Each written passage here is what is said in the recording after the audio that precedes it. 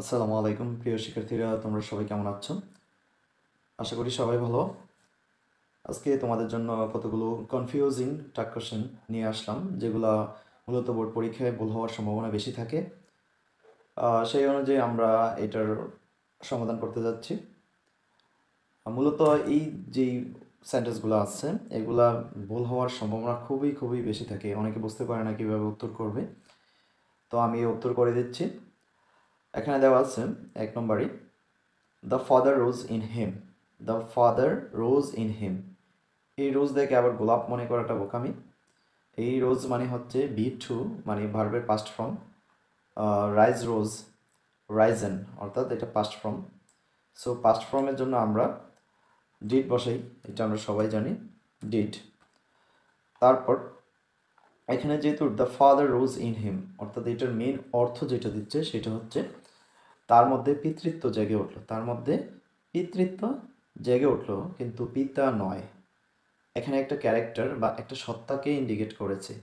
যেমনটা আমরা কোনো বাচ্চাকে কোলে নিলে আমরা বাবার মতো আদর করি, মায়ের মতো, বোনের মতো বা ভাইয়ের মতো আদর করতে পারি, সেই জিনিসটাকে এখানে ফোকাসিং করা হয়েছে যে the father rose in him, অর্থাৎ তার মধ্যে পিতা নয় পিতৃত্ব জেগে উঠলো। সো এটা হবে কি, যেহেতু এটা ভি টু ডিড আর এটার মধ্যে নট জাতীয় বা নেগেটিভ কোনো কিছু নাই, এখানে এই অপশনটার সামনের অংশটাই স্টেটমেন্টটা হচ্ছে কি অ্যাফার্মেটিভ, আর এটা হবে নেগেটিভ, তাহলে হবে ডিডন্ট ইট। এটা হবে কি ডিডন্ট ইট,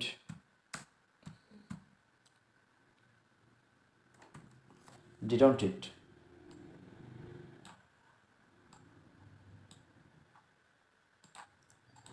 অবশ্যই সেন্টেন্সটা পুরোপুরি তুলতে হবে পরীক্ষার খাতায়, তারপর এই ট্রাক্কেশনের উপর নিচে আন্ডারলাইন করে দিতে হবে।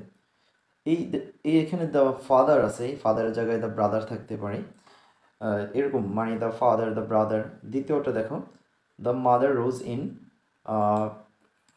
হার, এটা হেয়ার না her, the mother rose in her, same এটার মতোই দ্য মাদার থাকতে পারে, দ্য সিস্টার থাকতে পারে, সেম এটাই এখানে হবে ডিডন্ট ডিডন্ট ইট।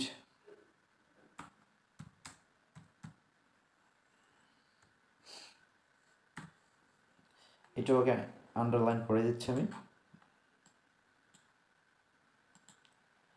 তারপর এই হোয়াট আ পিটি, 3 নম্বরে what a PT, that means এটা হচ্ছে কি একটা এক্সক্লেমেটরি সেন্টেন্স। যদি এই ধরনের সেন্টেন্স তুমি দেখতে পাও তাহলে তোমরা কি করবা, হোয়াট আ পিটি, এখানে ইট ইজ যেটা উজ্জ আছে এখানে ইট ইজ, তার জন্য এটার উত্তর হবে ইজন্ট ইট, এটা একটা এক্সক্লেমেটরি সেন্টেন্স, তাহলে কি হবে ইজন্ট ইট।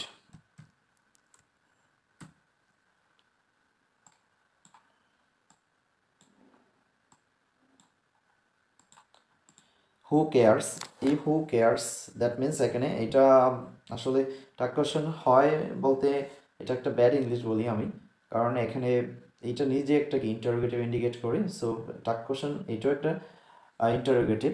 সো আমরা এখানে এই যে হু এর জায়গায় আমরা নো বডি ধরে করব, এই হু যেখানে দেওয়া আছে এই জায়গাটার মধ্যে নো বডি বা নো নান অথবা নো ওয়ান ইউজ করে এই টাক কোশ্চেনটা কমপ্লিট করতে হবে। অর্থাৎ এখানে যদি আমরা নো বডি ধরি, নো বডি কেয়ার্স, তো নো বডি কেয়ার্স হলে বডি থাকলে আমরা জানি দেই, তারপরে কেয়ার্স আছে, দেয়ের সাথে কখনো কি হয় না, ডাজ হয় না, যেহেতু অ্যাস আছে অ্যাস থাকলে ডাজ হওয়ার সম্ভাবনা বেশি, অর্থাৎ অ্যাস থাকলে ডাজ হয় সেটা আমরা জানি। তার জন্য এখানে যেই জিনিসটা ব্যবহার করব সেটা হবে ডু দেই, ডু দেই। বিশেষ করে আমরা যেটা অ্যাসার্টিভ টু ইন্টারোগেটিভ বা ইন্টারোগেটিভ টু অ্যাসার্টিভ, আমরা নো বডি থাকলে হু ইউজ করি, সেই অনুযায়ী আমরা এখানে নো বডি ধরি এটা টাক কোশ্চেন সম্পন্ন করলাম। তারপরে Allah has created us, Allah has created, এখানে হ্যাজ আছে সো এটা হ্যাজন্ট হবে, হ্যাজন্ট হ্যাজন্ট। আর এখানে আল্লাহ হচ্ছে সৃষ্টিকর্তা, আল্লাহ যেহেতু সৃষ্টিকর্তা সো এটার প্রনাউনটা সবসময় ক্যাপিটাল হবে। যখন কোনো ক্রিয়েটর আল্লাহ বা গড থাকেন তখন এটা অবশ্যই ক্যাপিটাল লেটার হবে, অবশ্যই ক্যাপিটাল লেটার ইউজ করতে হবে এটার প্রনাউন লেখার ক্ষেত্রে। তারপর the jury gave the same opinion, এখানে আরেকটা দেওয়া হয়েছে the jury gave a different opinion. যখন কোনো জুরি সেম অপিনিয়ন দিয়ে থাকে তখন এটা করতে হলে তোমাকে বা তোমরা যে কাজটা করতে হবে, এখানে যেহেতু বি টু আছে তার জন্য এটা ইউজ করবো ডিডন্ট। যেহেতু সেম অপিনিয়ন তাই এটা ইট ইউজ করব। যখন এটা ভিন্ন হয়ে যাবে তখন হয়ে যাবে কি ডিডন্ট দেই।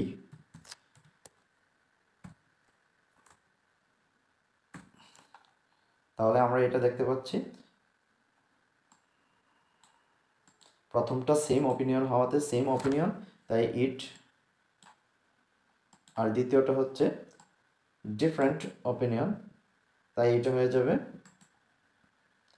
দেই। আই অ্যাম এ স্টুডেন্ট, এই অনেক স্টুডেন্ট যে ভুলগুলো করে এর মধ্যে এমটা অনেকে অ্যামাউন্ট লিখে, যেটা সম্পূর্ণ একটা ভুল। এটা এন্ট হবে অথবা আরন্ট ইউজ করতে হবে।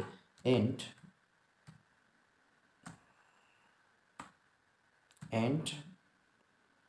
আই, অথবা এটা ইউজ করতে হবে আরন্ট,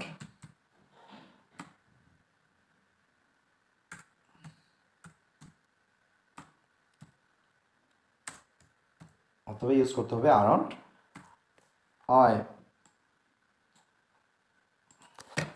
তারপর এখানে দেওয়া আছে 9 নম্বরে যেটা বলছেন what is lotted can not be blotted. এখানে এই যে হোয়াট ইজ লটেড এই টোটালটা সাবজেক্ট ধরতে হবে, যেটা আমি মার্কিং করলাম এটা হচ্ছে সাবজেক্ট। তারপর হচ্ছে ক্যান, একটা মডাল অক্সিলারি ভার্ব, এটার উপর ডিপেন্ড করে আমাকে এটা ট্রান্সলেশন করতে হবে ক্যান, কান্ট, এটা হবে কান্ট।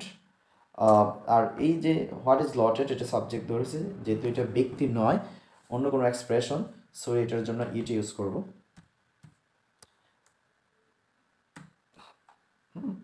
সরি, এখানে এটা হবে খান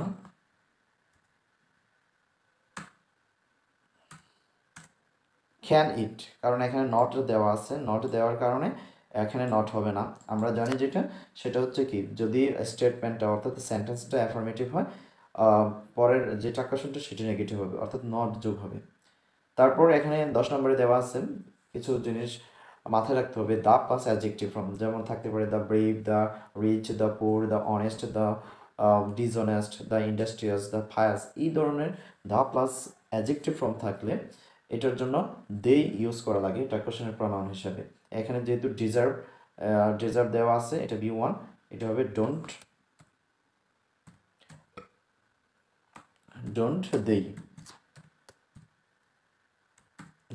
দেই। কারণটা হচ্ছে কি এখানে দ্য ব্রেভ এটা প্লুরাল ইন্ডিকেট করবে, অবশ্যই প্লুরাল মাথায় রেখে এটা ট্রান্সলেশনটা করতে হবে। তারপরে আমাদের 11 নাম্বারটা ঠিক 1 এবং 2 নম্বরে যেভাবে আলোচনা করেছে সেম এইটাই। The girl in her placed us all, অর্থাৎ তার মধ্যকার যেই মেয়েলি ভাবটা এখানে ক্যারেক্টারটা ইন্ডিকেট করছে, যেটা সেটা সবাইকে সন্তুষ্ট করেছিল। দ্যাট মিনস এখানে প্লেসড আছে, এটার জন্য আমরা ইউজ করবো ডিডন্ট। আর এই জায়গাটা আছে দ্য গার্ল ইন হার, এটা সাবজেক্ট ধরে করতে হবে। তাহলে এটা হচ্ছে তার ক্যারেক্টার বা মেয়েলি ভাব ইন্ডিকেট করছে, তার মধ্যে জায়গাটা সত্তা মেয়েলি, সেই জন্য এখানে ইট ইউজ করব। তাহলে এটা কি হতে পারে না ডিডন্ট ইট।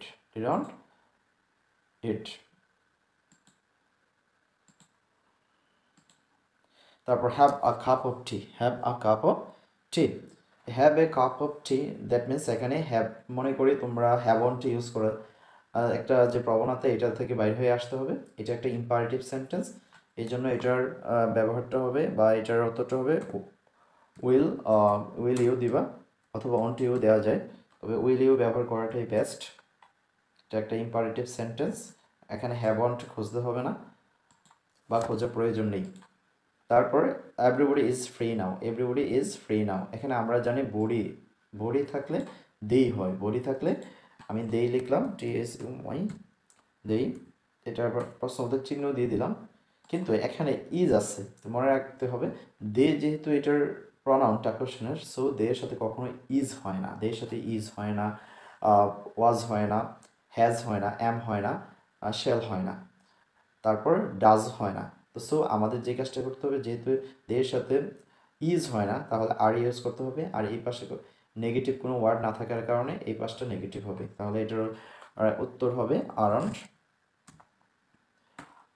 আরন্ট দেই, আরন্ট দেই,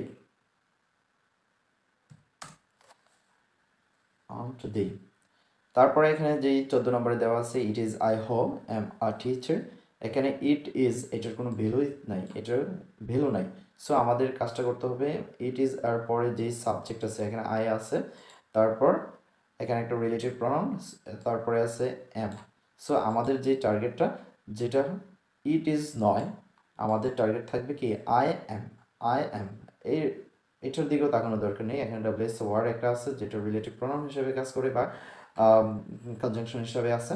সো এটা থেকে আমরা দূরে সরে আসে আই এম আ টিচার এভাবে করে, এখানে এম যেহেতু আছে আমরা অ্যামাউন্ট না দিব, অ্যামাউন্ট দেবো না, কারণ মনে করে অ্যামাউন্টে দেওয়া বোকামি, এটা হবে এন্ট অথবা আর্নড, এন্ড অ্যান্ড আই, অথবা আমরা দিতে পারি আর্নড, আর্নড আই।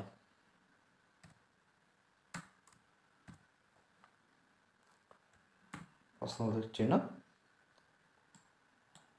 অবশ্যই এগুলা পরীক্ষার হলে আন্ডারলাইন করে দিতে হবে।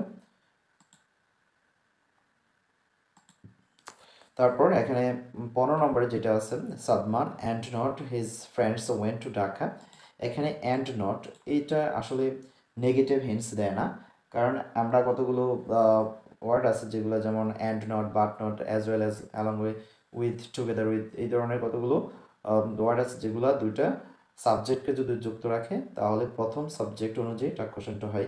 এটা মূলত সাদমান নয়, তার বন্ধুরাও, দ্যাট মিনস এখানে এই টোটালটাই হচ্ছে কি একটা পজিটিভ সেন্টেন্স, এখানে নেগেটিভ সেন্টেন্স মনে করাটা বোকামি। সো এটার যখন টাক্কাশন করবো সেটার ক্ষেত্রে এখানে যেহেতু এটা B2 মানে পাস্ট ফর্ম, পাস্ট ইনডিফিনিটে আছে, পাস্ট ইনডিফিনিটে B2 থাকলে ডিড হয়।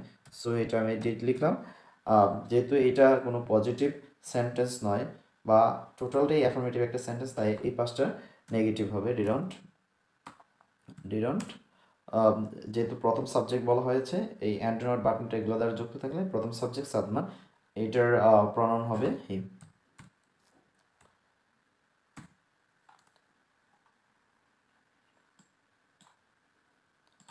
আর এভাবে এগুলো সলভ করতে হবে, কারণ এখানে কনফিউজিং ট্যাগ কোশ্চেন মানেই হচ্ছে কি তোমাকে কনফিউজে ফেলানোর জন্য কতগুলো সেন্টেন্স দেওয়া থাকবে 5টার মধ্যে। সো এগুলাকে খুব ভেবে চিন্তে উত্তর করতে হবে। ধন্যবাদ সবাইকে ভিডিওটি দেখার জন্য।